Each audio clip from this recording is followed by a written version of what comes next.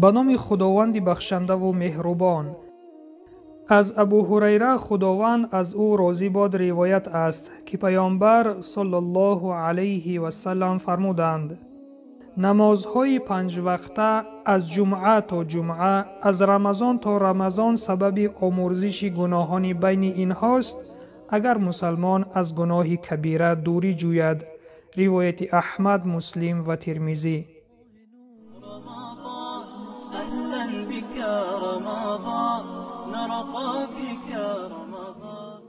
در شرح این حدیث علما میگویند نمازهای فرضی 5 وقته، نماز جمعه تا جمعه آینده و روزه ماه رمضان تا رمضان آینده محو کننده گناهان صغیره می باشند، مادامی که بنده مؤمن از گناهان کبیره دوری جسته باشد.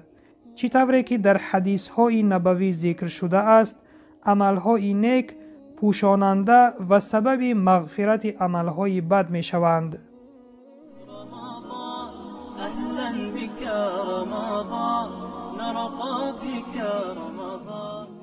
برادر و خواهر ایمانیم، از مضمون این حدیث به ما معلوم گشت که خواندن نمازهای 5 وقته، خواندن نمازهای جمعه و داشتن روزه ماه شریف رمضان تا رمضان دیگر سبب مغفرت گناهان صغیره می‌گردند. آن گناهان، آن لغزش‌ها، آن خطاگی‌هایی که ما انجام می‌دهیم، به شرطی که انسان گناه کبیره نکرده باشد.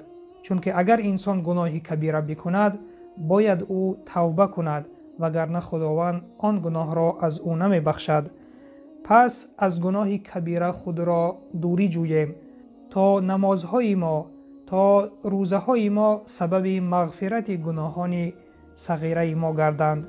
و سلام بر آن شخصانی که راه هدایت را پیش گرفتند.